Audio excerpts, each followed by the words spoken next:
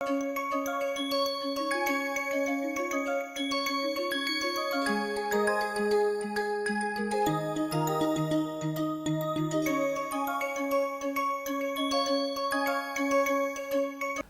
we are gathered here as a panel to discuss a very relevant and important topic related to air transportation. Our topic today is to look at cognitive workload and how it is handled, how it is managed, how it is mitigated by aviation professionals. So with me in the panel today I have Dr. Punita Masrani. Dr. Punita is an specialist in aviation medicine. Then we have Dr. Keshav Sharma, a PhD in humanities and aerospace engineering from IIT Bombay. Recently he has done some research on the topic about which we will discuss. Then we also have Dr. Atish Tawkari, another PhD from IIT Bombay in the Department of Humanities. So we are here to talk about cognitive workload. So let me start with Atish and request him to first give us an idea about what exactly is meant by cognitive workload. Yes, sir. So cognitive workload is a mental effort put by a person to complete a task. And since it is a cognitive, it can't be measured directly, but there are indirect ways of measuring the cognitive workload. Now, cognitive workload is very important as our task involve various mental activities for which we need to employ various cognitive processes like attention, memory, planning, etc. And since our work is becoming more of cognitive workload is also one of the important topic which needs to be addressed, and it is gaining more and more importance nowadays because of there is more and more demand on the cognitive resources which are actually limited. So how to use it effectively in that context, cognitive workload management is very important, sir. So Atish, when you say cognitive workload, I understand the meaning of workload. How is cognitive workload different from just workload? Yes, sir. Generally, when we talk about the workload, in that workload, various physical activities, various action, speed, how quickly one can do, amount of the work, these are the things. But when we are specifically talking about the cognitive workload, sir, basically it is the load on the cognitive processes. Various cognitive processes like attention, short-term memory, memorizing, planning, execution. So this is where we are mentally very much involved. And how much we can do the task, whether we can do multitasking, which task can be multitask. These are the various important questions depending upon the kind of task person is doing. So human resources, cognitive resources are limited, and sometimes too much demand on them can affect the person's performance. So in that context, sir, cognitive workload is different from the general workload, what we can say. So for a lay person, can we say that cognitive workload basically means something like mental workload? Yes, workload sir. on the brain? Yes. When Though it involves physical efforts also, but basically it is more of mental workload. Yes. Okay. So let's move to Dr. Keshav Sharma now. So Keshav Sharma, as a introduction, let me say that he has himself been a very distinguished air traffic controller. He has risen to the position of Regional Executive Director of the Western Region of Airports Authority of India. Plus he also is a researcher in this area. So let me request Dr. Keshav Sharma to tell us about cognitive workload as applied to the field of air traffic. But before that, give us an idea about the general job function and the nuances of the job of an air traffic controller. Yes, Dr. Pant. Air traffic control is recognized by International Labour Organization as one of the most stressful job in the world. That is because the intellectual capabilities required to perform the task of air traffic control are such that it really puts a lot of cognitive demand on the air traffic controller as such. Basically, what is air traffic control? In air traffic control is like a fast paced you can say video game in which air traffic controller first looks at a situation, then he tries to predict it, what will happen in the future, then he comes back again and take action now, depending on whether there is going to be any situation or any conflict situation there, which may affect the safety of the passengers or air traffic in the aircraft. So air traffic controllers basically are responsible for safety of aircraft operations in the air and in the ramp area, in the taxi area or maneuvering area of the airplane. And what they do is all the time they monitor a situation, so a lot of cognitive input goes on. Then they project it into the future to see if situation can be, whether situation is affecting the safety of the aircraft, safety of the passengers and aircraft. And then he has to decide the action and come back and take the action now, so that in future that action does not happen. That is a basic job of air traffic controller that is done, and that is why it has been recognized as a most stressful job, because a lot of inputs cognitively or mentally goes on, and all the senses of air traffic controllers, whether it is auditory or visual, keeps on working all the time with full attention, so that it can continuously scan the data and take decisions in real time. And also it is a very safety critical job. It is one of the most safety critical job, because at any time the aircraft flies basically on the instructions of air traffic control, and air traffic controllers are responsible for avoiding any sort of accident in air and in the maneuvering area and critical area and on the runway also. Okay, one. Let us move on to Dr. Punita Masrani. So, Dr. Punita, you are trained in Institute of Aviation Medicine. You are dealing with the cockpit crew, with pilots specifically, So, we would like to know from you how you have seen cognitive workload playing a major role as far as the pilots are concerned. Yes, Dr. Pant, like Dr. Sharma said, piloting an aircraft is also a very, very safety critical role, because landing the aircraft safely, landing the passengers safely, the main responsibility is on the pilots. And therefore, even though we feel he's flying in a fancy next generation cockpit, a glass cockpit, but there is a lot of decision making, a lot of situational awareness, a lot of dynamic situations, especially if there is an emergency, that the pilot constantly needs to take. And let us realize that, they're very unique stressors that pilots face. They have odd hours, they can have a 2 a.m. departure or a 9:30 p.m. departure, where for most people, if the day is beginning, for them the day is ending, and vice versa.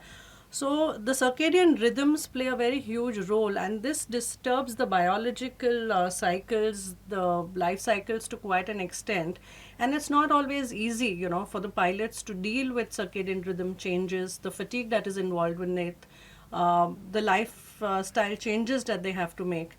And every time they fly, they could be flying with a different crew pairing. They're going to a different airfield, different place, different weather, different ethnicities, and it's quite a challenge in itself, because they're constantly moving in very dynamic situations. And keeping all this in mind, they still have to be able to manage the cognitive responsibilities that they have in piloting the aircraft and landing it safely.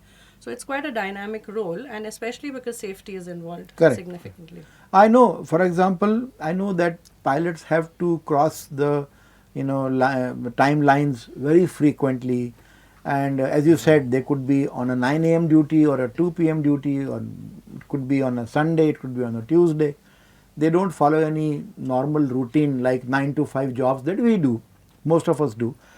So therefore, I'm pretty sure that some special mechanisms must be used by them, and we'll come to that later, but I'll move to Atish now.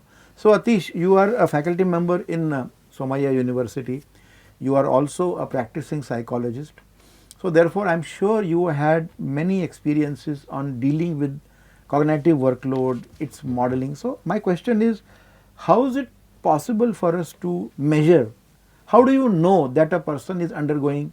Are there any telltale symptoms of a person having exceptional cognitive workload? Yes, sir. As Dr. Pant, you suggested this, yes, it is very important, because since there are no direct ways of measuring it. Now there are some technical advances which can give a better parameters how we can measure it. But cognitive workload is also a common phenomena, and many people do experience it in their day-to-day lives. And there are some indicators where we can see that cognitive workload is more and it is affecting the person. So there can be memory lapses, forgetfulness occasionally. There will be attentional lapses. Person may not notice some some changes, and there may be some kind of fatigue also. You can see that he gets a bit easily tired when he is doing some cognitive tasks. So when this cognitive mental workload increases, it can lead to the distractions also, and very importantly it will affect the person's attentional capacities at that moment. So he will find it difficult to attend it for a long period of time or switch the attention. So these are the indicators where we can come to know that the person's mind is not there, unable to focus, and distraction is one of the important indicator. We can say that there is a more cognitive workload in this person than what that person can Okay. handle. So what you are saying is, and I appreciate that, the indicators of cognitive workload come from the way a person is behaving and responding to a situation. And from them indirectly you can make out. Yes. But I am sure there must be some formal measures also. Yes, sir. There are various measures. There are some self-report measures where person evaluates oneself and rates himself about various aspects of that cognitive workload, including the physical, mental, and all those aspects. Then there are some techniques which are bit more detailed and sophisticated, where specific questions are asked or various specific factors are asked which can influence person's cognitive workload. And now there are also techniques like eye tracker, which can measures various parameters related to person's gaze behavior and try to indicate whether that person is experiencing cognitive workload. And there are some physiological measures also, which helps us to give a good idea, give a matrix number in a quantity, how much that person is experiencing cognitive workload, high, moderate or low. In fact, Dr. Sharma, you have done a lot of work with eye tracker as part of your own research. Yeah. And can you tell us exactly how an eye tracker can be used for assessing the workload of an air traffic controller? And what is your experience in this area? As Dr. Satish has said, that if you use eye tracker, there are several parameters or a combination of parameters that you can observe to see whether the personal attention is wavering. As you know, the air traffic control requires a very focused attention on the specific areas. Air traffic controllers are presented with a what you can say a visual display, which is called a situation data display. He has to monitor that situation, and using eye tracker now you can see whether the person is actually looking at the area where the problem is. What happens is, when air traffic controllers look at a big radar sort of a screen, a situation data display screen, where 20 to 25 aircrafts are flying and moving all the time, and so many parameters are changing, then whether he is paying attention to a particular critical area where the safety is likely to be monitored or safety is likely to be endangered becomes very important. So using eye tracker, we can see the gaze behavior of that person, and there is a parameter called saccades which tells us that yes, where the attention of the controller is, and whether it is wavering frequently, whether it is focused on a critical areas, or whether the air traffic controller is actually able to use its attention in a efficient way to manage the traffic. Also, I've been told that the frequency of blinking of the eyelid, that also indicates some workload situation. There are indications of that, and some studies have been done, but so far there is no conclusive evidence, so far as I know, that yes, eye blinking plays a very important part in the attention. But yes, normally if the rate of blinking decreases, then the focus is more. That's what we come to know. Okay, so in general, what you are saying is that if a person is not blinking frequently, that person seems to be stressed or having additional work, extra workload. Yes, I am not saying additional workload, but yes, he is now focusing, and as you focus, the mental resources utilization increases. Increases. Okay. So eye tracking is one tool. Also in laboratories people use ECG or EEG, electroencephalogram.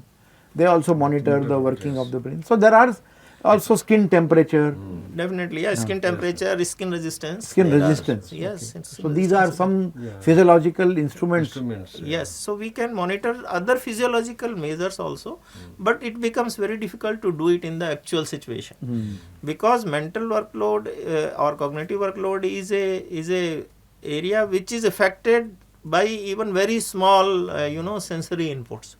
So to make or replicate a exact control environment in laboratory what exists in the actual air traffic control situation is very, very difficult. So air traffic controller, secondly, then it is a safety critical area, so you cannot do it in the actual situation also. So we have to design a very controlled experience with a very careful consideration of all these factors, and then Only we see- can monitor. then only we can monitor. Okay, so Dr. Punita, pilots also have a lot of cognitive workload, and as you mentioned, their job is also safety critical. So, is there any tool or a guideline like a toolkit kind of a thing which you can recommend to pilots for handling the workload? Yes, so the commonest checklist that we advise pilots to use is the I am safe checklist. It is a self checklist which the pilot has to assess. It's a self assessment before they leave for the flight. And I'll just explain. It's very simple and it's very useful. IMSAFE.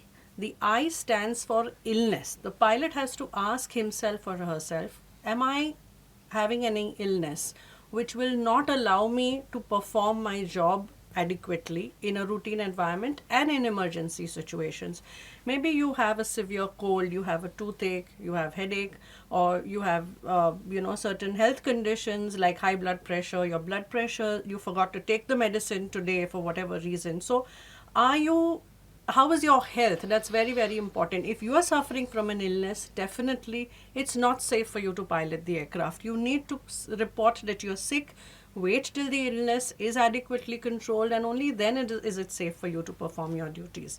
So the first is the illness. The second is the M, medication. Are you on any medication that can affect your performance in the aircraft? Which means the medication could have certain side effects which you may not be aware, your doctor may or may not have discussed with you, and these could be very, very subtle side effects. Even a little drowsiness for cold medicine, even a little acidity of an antibiotic, you feel that you'll be able to manage it, but no, let me tell you, it's not a 9 to 5 office job. This is a safety critical job. And even slight decrement in your performance, in your decision making, in your reaction time could make a whole lot of difference to safety and Life and, performance. death Absolutely, difference, yes. yeah. So we really don't want you, unless there are medications that you have reported which your doctor has told you that these are safe in these doses, we know that you don't have any undesired effect, then yes, in those situations. But over the counter medication, something that you just felt that I think I can pop this pill and I should be good, doesn't work for pilots at all. We never ever recommend that. So that's the I, illness, M, medication. We go to the next one, which is S, and that is stress. Now all of us are faced with stress in our daily lives, but are you sufficiently able to handle that stress? Did you go through an extremely stressful environment that you haven't been able to sufficiently cope with, and your mind is going to be there, you're not going to be yourself, you're not going to be your best? Again, in that situation, probably you need to give yourself some more time to be able to handle that stress adequately, because we cannot let you take that stress into the cockpit. The next is A, alcohol. Well, we know a lot of people take alcohol socially and otherwise, but there is a minimum time period, at least a 12-hour gap between your last alcohol intake. In fact, I would say much longer, because alcohol stays in the blood circulation for a much longer time. You could have a hangover, drowsiness, a headache.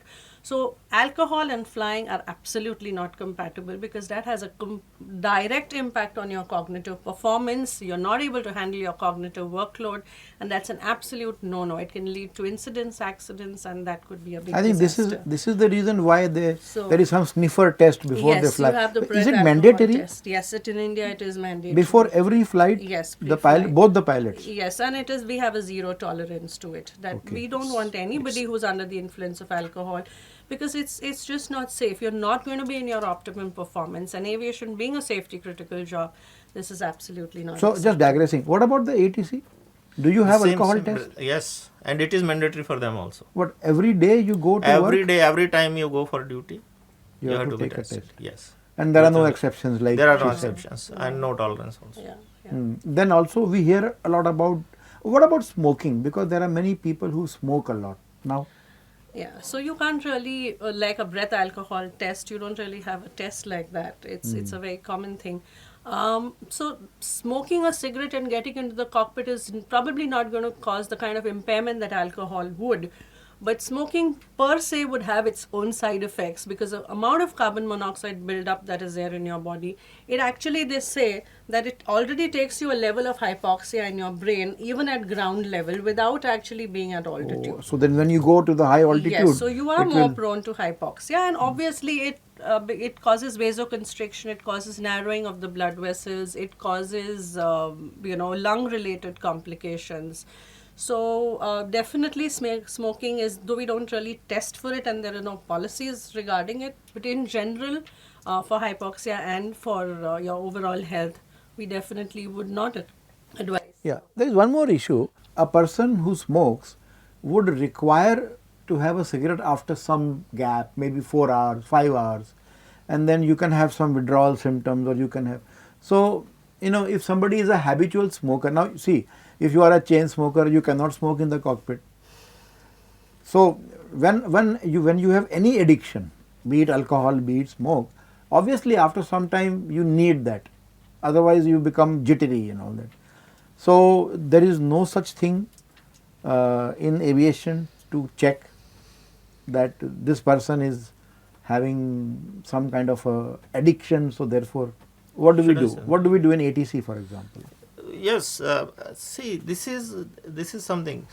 ATC is a sort of a protected public place, so smoking is prohibited in any case. And in any case, such a addiction to smoking or alcoholism is not encouraged at all.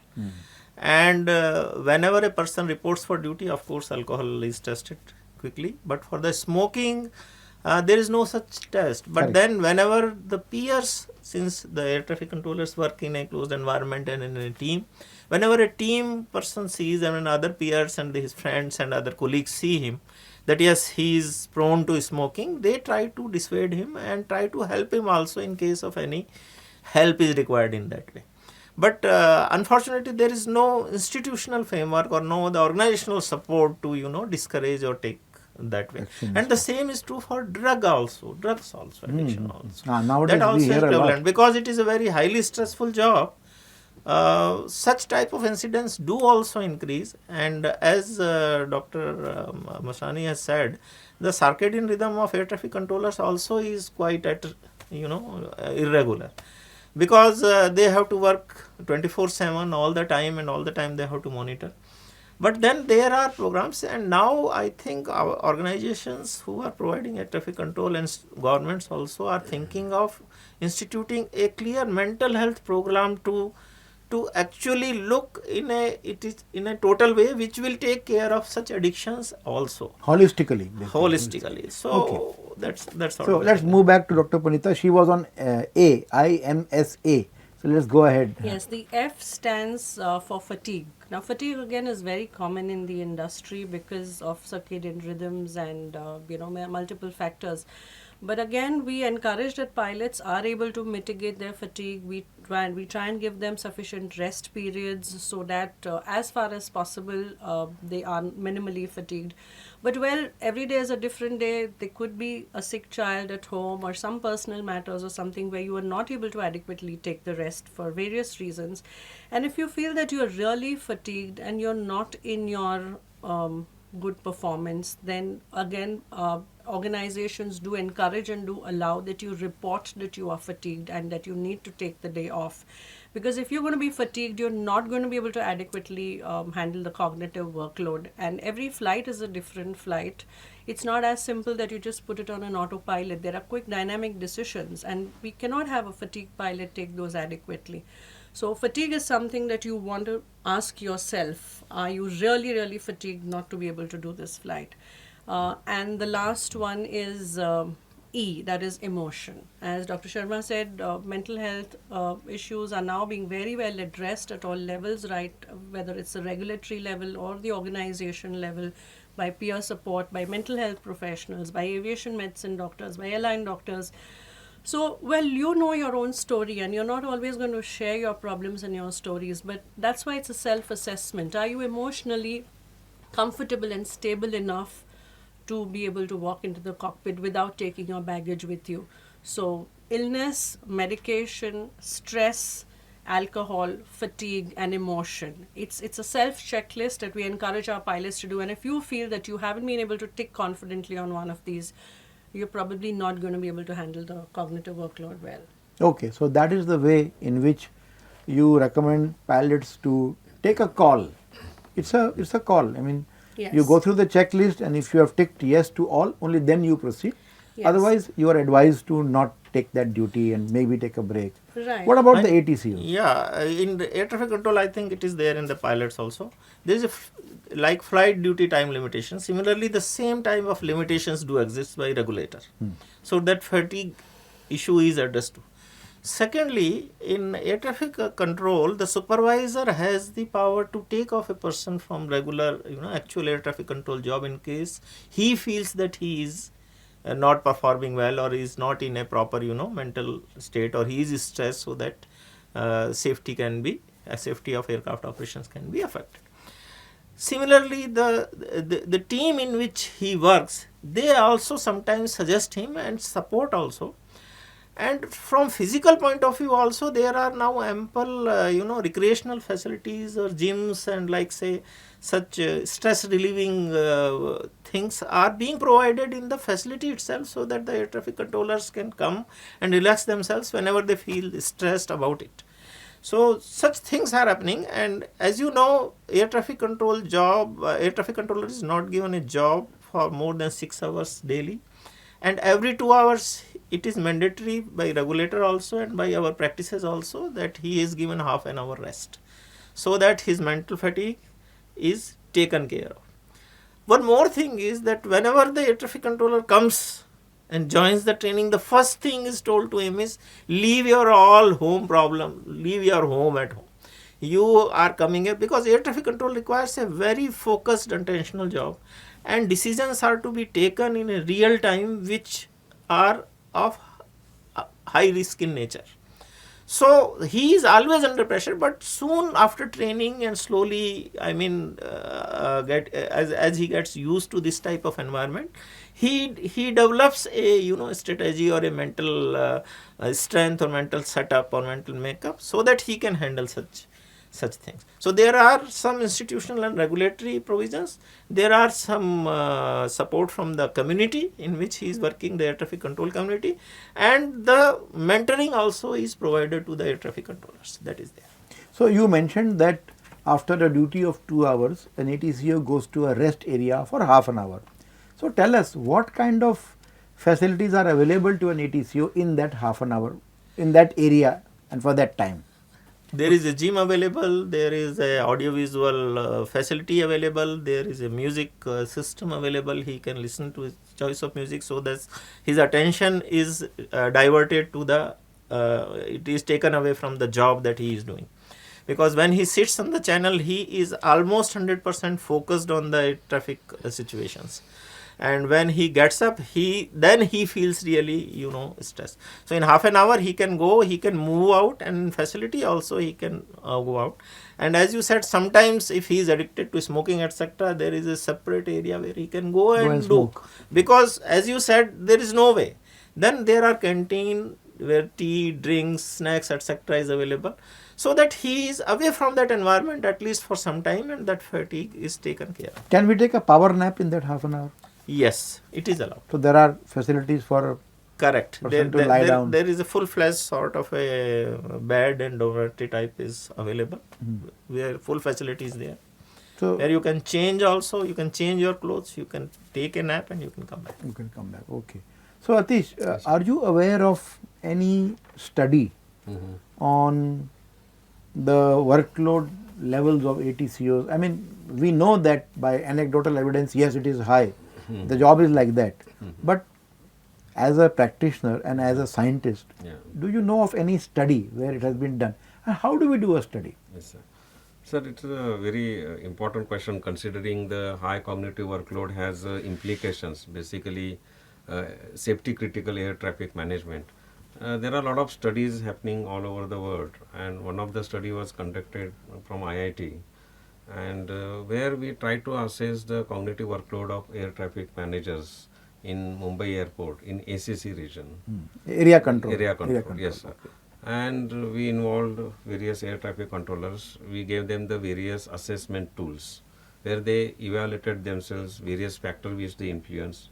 In fact, we used some sophisticated techniques where software based there were questions, and for various tasks, because some tasks, cognitive tasks can be done simultaneously, some are not compatible. So considering it's a wide configuration, they estimated themselves on those various tasks, and we found that yes, and any situation where there are maximum aeroplanes are flying in a particular day, we considered that, and we found that on that day particular, the cognitive workload estimates using these various methods are coming from high to very high. So it suggests that because at a certain limit we should not cross that workload, because when workload becomes too much, ATCs may experience, or any person for that matter, a blank kind of situation where he is not able to understand what is happening. He has lost his situational awareness. So this study from that perspective is important. Surprising to us, in spite of having this moderate high cognitive workload, air traffic managers or controllers are managing it very well. And then we try to understand then how they manage it. So that is, again, they use various strategies to manage it. But there are studies and which are showing that cognitive workload is high at some time given point of time, and that need to be managed, mitigated well, so that it is at an optimum level.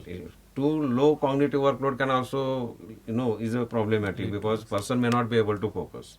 But it should be kept optimal and not cross a particular limit. And ATCOs, for that matter, maybe pilots also, they are managing using their strategies. So that is what we found it. Okay.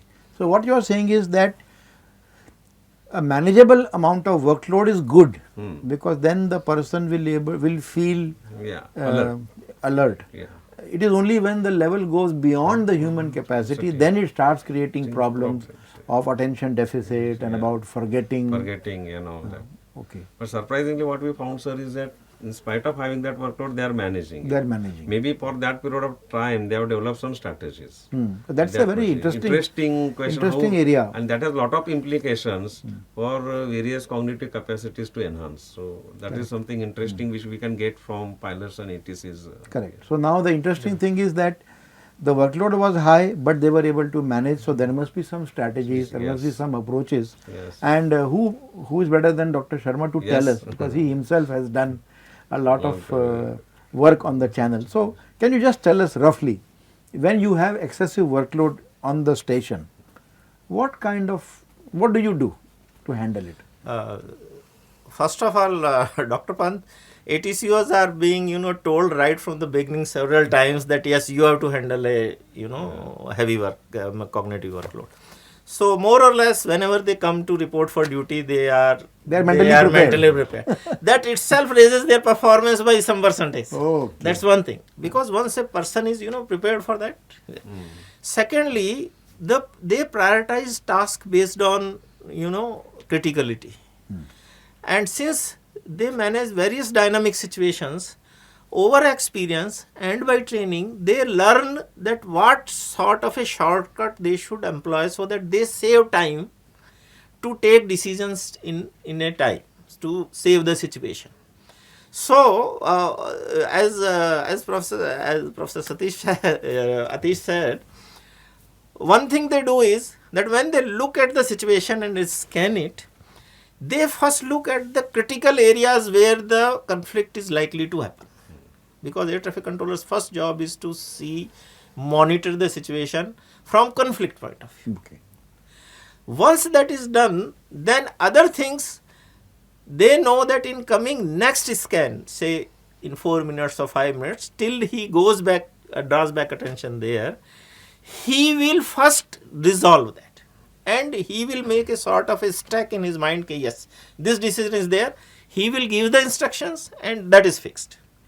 Then he goes to the next problem and next problem. So normally in a situation with a air traffic controller, in first scan there seems to be 3 or 4 critical situations, which the answer by his training and by his learning he already knows. So he knows that now he can manage it, and this situation may prevail for say next 10 minutes or 15 minutes or 20 minutes.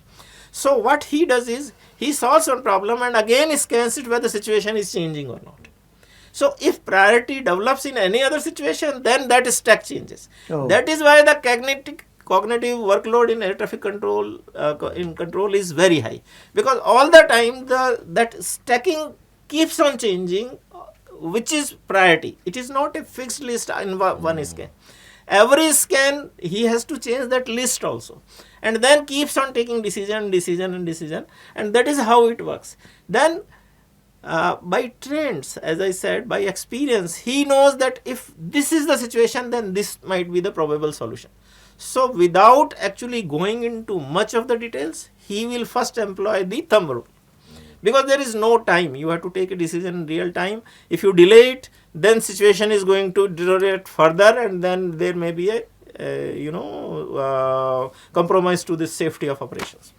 So he then uses the chunks of information and he keeps them aside. So he not only makes a stack of the priority works, he makes several stacks: high priority stack, medium priority stack, low priority stack. And then he scans high priority stacks more than what he scans for this, that Low priority. So when he again looks at the radar screen, he will go first the highest priority, take the action first, and if it is not resolved, he will monitor, give more resources. So more resources are given there, and other medium priority and low priority tasks do not. He doesn't give any mental resource, allocate any mental resource to doing that task. That is how he saves it for the critical tasks. So every time the priority keeps on changing dynamically, and how they manage.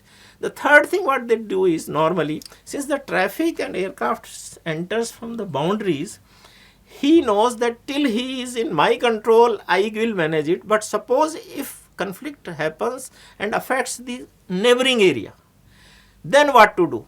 So the rule in air traffic control is that you cannot handle your problem to neighboring area. You have to resolve it yourself and hand over the aircraft to other controller, free of any charge. Free of encumbrances. Free of encumbrances. It's a legal term, correctly you said.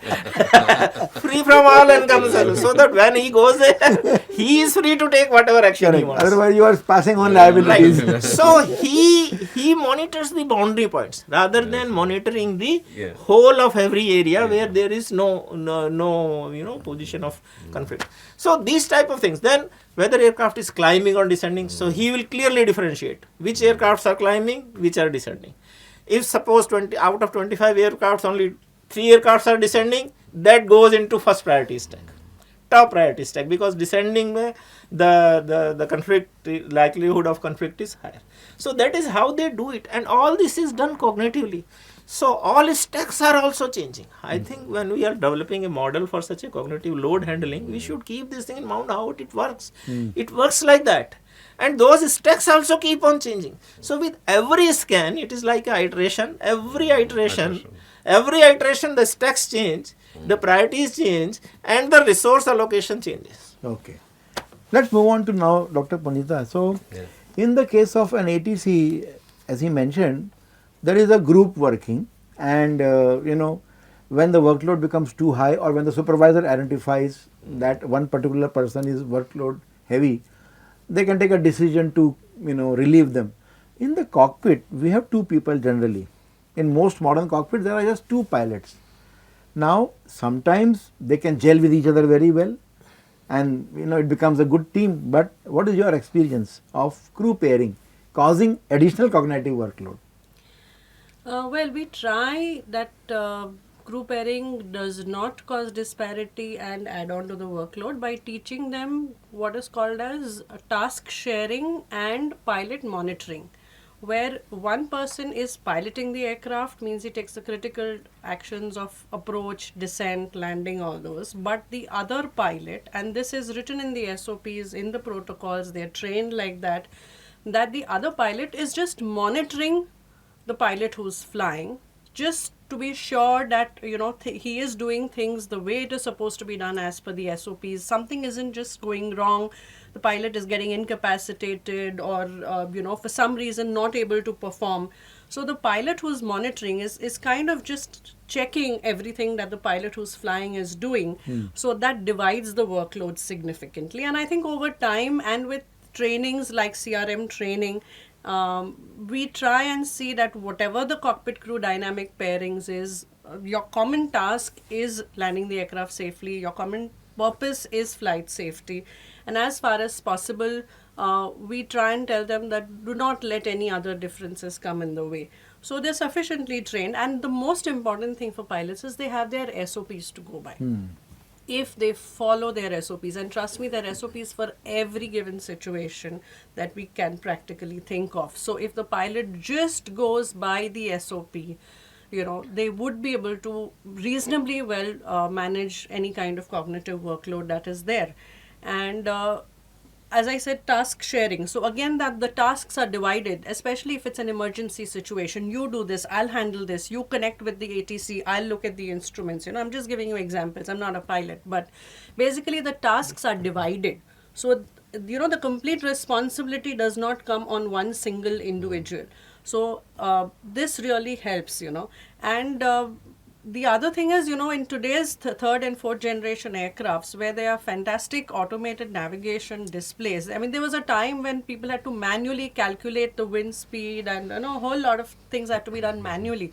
But now, thanks to the advances of technology, the recent navigation displays are fantastic, and that also significantly reduces the workload on the pilot. Certain things are automatically taken care of, and the pilots can focus more on the critical decisions, the critical issues. So that also helps them. I agree with you. For example, modern aircraft cockpits, earlier in the military aircraft, we used to have head-up displays where the information relevant to the pilot about targets, about your fuel, your armament was displayed, so that the pilot does not have to move the neck below and above. Everything is available on the screen. Similarly now, modern cockpits, they also have a head-up display, and this display parameters change with the phase of the flight. So during takeoff, there are certain things you would like to know. Those are mentioned there so that you don't have to look around for them. The same display changes when you go into cruise. The same display changes when you go into descent. So this will definitely help in reducing the cognitive workload, because a lot of things have been now already pre-calculated and given to you, for which you had to take recourse to your cognitive resources. Similarly in ATC. Can you elaborate? In ATC it has been taken in a much smoother way. The automation system in air traffic control puts all air traffic controllers on a common information network. So every air traffic controller can monitor the air traffic control situation of other person. Let me tell you, in air traffic control there are defined jurisdictions and there is no dual control, as I said. In a defined airspace, in a defined area, one air traffic control only has the power to issue instructions, and that is his area. But other controllers can monitor that area through that common information network. So automation allows that. So this gives him a lot of confidence that even if I make a mistake, so what happens is air traffic controllers, whenever they are free and their colleague is busy, he will try to see if he is not in a in a position whether he needs any help. And this is a very common culture in air traffic control. So this culture helps him a lot in reducing a workload, that if something goes wrong, then nobody else knows and I am responsible for everything that So are you saying that if an ATCO determines that that channel is very busy and maybe I can help, or somebody is off duty, they will volunteer, go and help? Yes, and they can talk always. All ATCOs are always connected, so they can ask them that if you are feeling difficult, hand over this type of traffic to me. So I will handle it, and you take care of that. I will take care of this, and this is very common practice in air traffic control. And this type of being a part of this team gives a lot of relief to cognitive relief to the air traffic controller from air traffic control handling point of view. So as a team they will work. So it is a teamwork, complete teamwork, where all the team is put on a common information network, but decision is taken by the air traffic controllers according to their jurisdictions. But you can monitor the situation. As she said, that in aircraft there is only another person who can look, and suppose if you don't go along, then there is a problem. But in ATC it doesn't matter. If one person doesn't go along, all others can also monitor. And there is a supervisor who is specifically is free. He is not sitting on a channel. He just monitors what is going on and everywhere. And he can monitor from his situation also. And if there is a need because of his experience, he can take over. they can come and help, or they can take come. over. And it always happens when there is any emergency, like say aircraft communication failure or hijacking type of situation happens. There are defined procedures also, and immediately the person is attended to.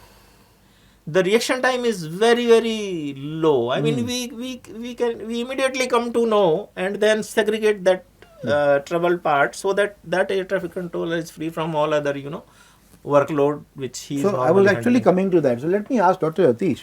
So Atish, there is workload during normal situation, and then there is workload during emergency or critical situation. So if we talk about general situations in life, not only the cockpit or the ATC. In general. Tell us from your experience and from your research and your background, are there any new cognitive processes or different processes into play in emergency? Yes, for a human being? It is a very interesting question. When we are dealing with the normal situations, our patterns and thinkings are set, and accordingly we can deal with that. So there is no any additional stress, because person sees it is a familiar, he gets into a comfort zone and he is able to deal with. So there is no any additional, and the cognitive strategies or cognitive resources are also required, are limited, sir. But when there is some emergency, that as we see ATC aviation is a very safety critical situation, or even firefighting. So in such situations, under time pressure, decision making is quite a different phenomena. At that moment of the time, the person's expertise matters a lot. Who has gone through such kind of situations, experiences, he uses various cognitive strategies. As Dr. Sharma pointed out, the attention allocation strategies. Now what we have found, I co-authored a paper with him and you also. So we clearly found that attention allocation in normal people and when attention allocation in ATC experts, quite different. And they use their resources very intelligently. In fact, they don't waste their attentional resources. That's fine. When it is required, they focus. When they don't require, they don't focus. No, he mentioned clearly that we prioritize. Exactly, yes. And we can ignore, we can mentally ignore the clutter. Yes. And we dynamically prioritize. Yeah. And that is because they are used to that critical situations. And in normal situations, people, when they have to do, they use this, then whatever the cognitive capacities, resources. Many times the situations make them to think differently in day-to-day life. But since it is a very specific situation, they are getting used to, and that is how they are managing their workload. And this has a lot of significance for general populations, where we can learn to control the attention, manage the attention, and use the attentional resources very effectively. Even memory strategies, various memory strategies like chunking, grouping the information, which can help people to improve their memory performance. So these things can help people to deal with the emergency situation. Can you explain the meaning of chunking? And In how does it chunking, help? say we have limited memory capacity, say around 7 atoms on an average in a Okay. normal person. He can remember 7 new atoms or 7 atoms in general. Now, but people need to remember various things.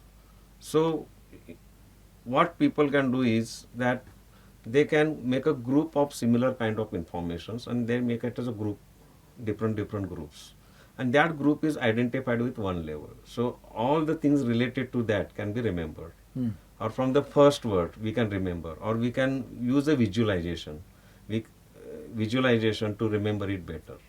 So these are the various techniques, grouping them into the different this, and that is how found in the ATCs also. They group based on, as Dr. Sharma mentioned, about their altitude or origination, whether they are coming, going. So that eases them cognitively. So these are the various techniques people can use. But very important is attention allocation and attention regulation is a very important strategy which is used, which helps them to be situationally aware, that is helping them to predict about the future. And in fact, decisions under emergency are qualitatively different when decisions are generally taken, where there is no time to think. And it is found that decisions under emergency or time pressure, there is, people don't think in terms of option A, B, C, D, E. They think for given situation at given time what is the best situation, And they just do best it. solution, and they execute that. Okay. That is the So, difference. Dr. Pundita, coming back to you now, as a medical professional, when you deal with the pilots, do you give them any advice regarding the general medical condition which helps in handling the workload?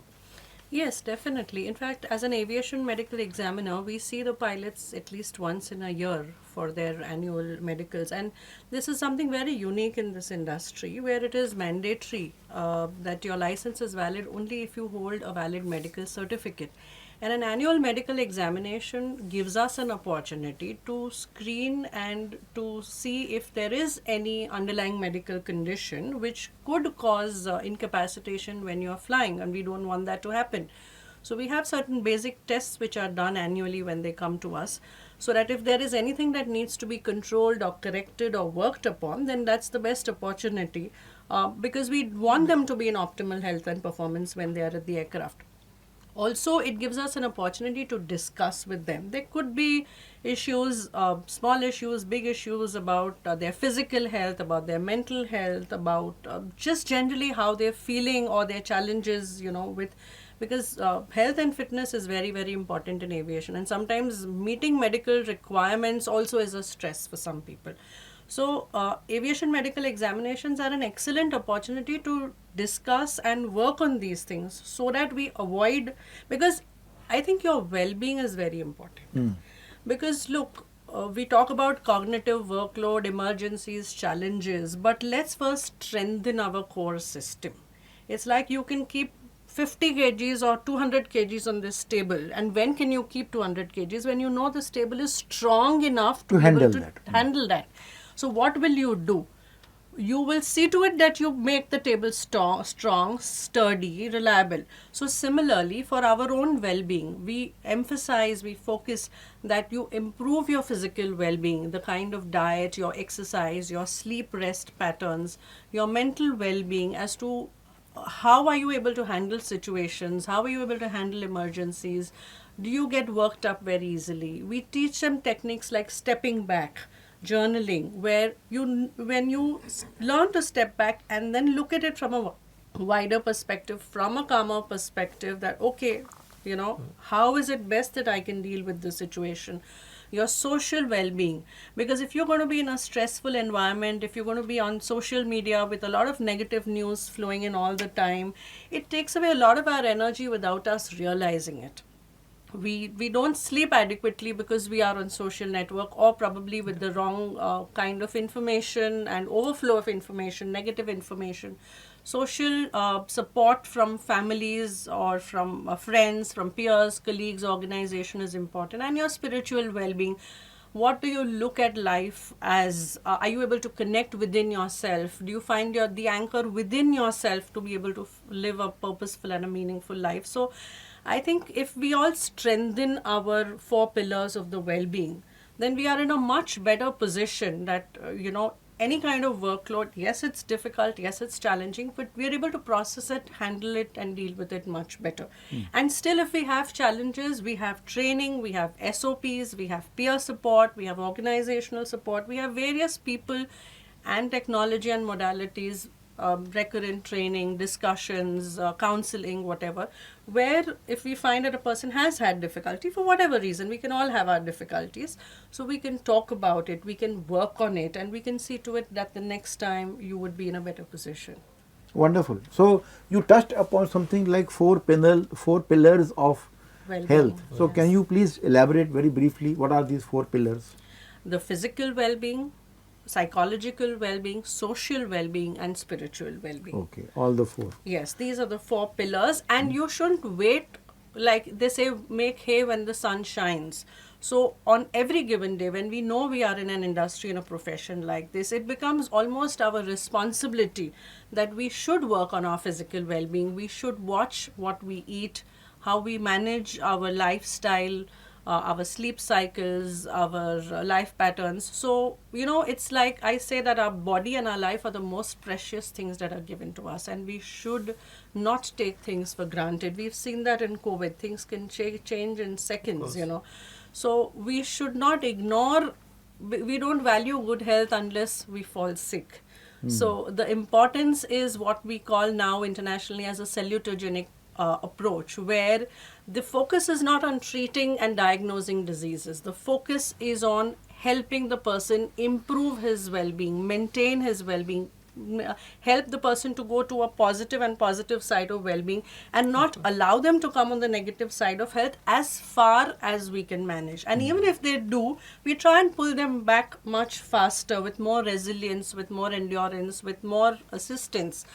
But we should try and work on our physical, our psychological, our social, and our spiritual well-being almost every single day. It should become a part of our own personal SOPs, if I may. So as we say, prevention is better than cure. Always. So you are always. suggesting Not very only rightly prevention, promotion, even Promotion. at ICAO level, we now talk about promotion, health promotion. Health promotion. Like if a pilot comes to me for a medical, and I'll say, how are your smoking patterns? How's your lifestyle? How are you doing? And I'm going to use every opportunity to try and encourage him, to motivate him to do better. That, okay, I saw you last time and you seem to have lost weight. You're doing very well. What have you been doing? I think it's great. You should continue working on it. So that motivation, you don't have to be ill to really That is look too after late. your health. Yes, Too late. we try use the opportunity of every interaction to encourage health promotion, and I think that really helps, because it makes the person feel good himself, herself. They're more confident themselves. Yeah. So that helps. Confidence plays an important role. So Atish, as a practicing psychologist, she mentioned about psychological well-being. Yes, sir. So as a practicing psychologist and an expert in this field, can you give some tips on what should we do so that we are able to handle cognitive workload better? Yes, sir. From the well-being perspective, as Dr. Punita has pointed out, there are personal well-being, one's social well-being. These are also very important things. So in personal being, one need to give time to oneself for one's well-being. In social well-being, social support system matters. Now, when we are in a well-being state, obviously it is helping us to do our cognitive task more efficiently and better way. Because one of the important factor is the stress, and under stress cognitive functions can get little bit deteriorated. Attention may get excessively narrowed down, or person may forget something under stress. So if we practice the well-being, it will become kind of natural to a person whenever he is doing his or her task, to even in an emergency situation calm down quickly. So no effort will be required. It will come naturally. So there is no additional effort. And with this mindfulness kind of practices, one is actually nurturing one's resources, one's attentional resources, and other resources, cognitive resources. So when is nurturing and practicing one's resources on day-to-day basis, it becomes like a gym of mind. And then they are comfortable even with the dealing with the stressful situations, crisis, because his body and mind is not reacting excessively. So there is no any additional burden, and he can better think, better analyze the situation, and better visualize the situation or predict the situation And take corrective take a action. corrective Don't- actions don't get related- worked up. Don't get unnecessarily affected too much, because error can lead to the further stress. Further complication. So, Sharma ji, you have a rich experience both as an administrator at the highest level and also yourself being on the station. So, can you cite any example or any experience where the cognitive workload was handled better because of certain strategies or because of certain practices? Let me just explain what ATC community or setup or ecosystem is. The first is that ATCOs are a very close knit community, Okay. and the trust factor among ATCO themselves is very high as compared to any other community. Second thing is the ATCOs never complain of their job. Okay. They are very happy with their job. They know it You is ask stressful, them. but they like They it. know it is stressful, but they like it. They enjoy it. That is another factor that we have to keep in mind. They never complain about nature of their job. About the working conditions, about other things, of course, that's a separate matter. So ATCOs do that. Third thing is, because of this prevalent culture or the team working in the ATC atmosphere, the trust on system support or the peer support makes them quite relaxed in terms of cognitive workload. That I can tell you. We have a practices where we can find out that if person is likely to face some situation, so the whole group of peers will come forward and support. So that means, as I understand, an ATCO is relaxed, that is something is going wrong, there are my peers who will help me. They will. So it won't come on me and Yes. Right. how will I handle. Right. There is a team and that team will come together and take care. Right. And in terms of even investigation, which directly relates them and they are very sensitive to those, we have the advisory teams who associate them with from our say association type, so that whenever in investigation he goes and is being interrogated, he is supported by that. He has he has sort of a legal help, professional help, whenever he is being put into a situation and is able to explain that way also. So he is not So- left to his own resources. Right. So that sense of belongingness to profession, that sense of belongingness to community, is really making ATC profession a unique one. Second thing, the ATC profession utilizes training and technology at its best for its performance. Right from the training, we try to simulate situations in which he can be put into different stressful situations. And right from day one when he enters to our training, professional training, until he leaves the job, he is being continuously refreshed, or rather he undergoes continuously refreshing trainings to, emphasize that. That happens. Second thing is, technological aids are available to him in performance of his day-to-day ATC job, and best technology is available, whether it is in terms of automation and in terms of alerts, etc., in terms of warning signals, in terms of audio-visual signals, that yes, some situation is developing, he knows that his system will give me some alert in advance, so that I will have a time to handle, and I have a full team to support me in case I face any difficulty. So that thing is there. So that culture is there, and now in air traffic control, now we are promoting what we call a just culture. Just culture means without any bias judging the facts.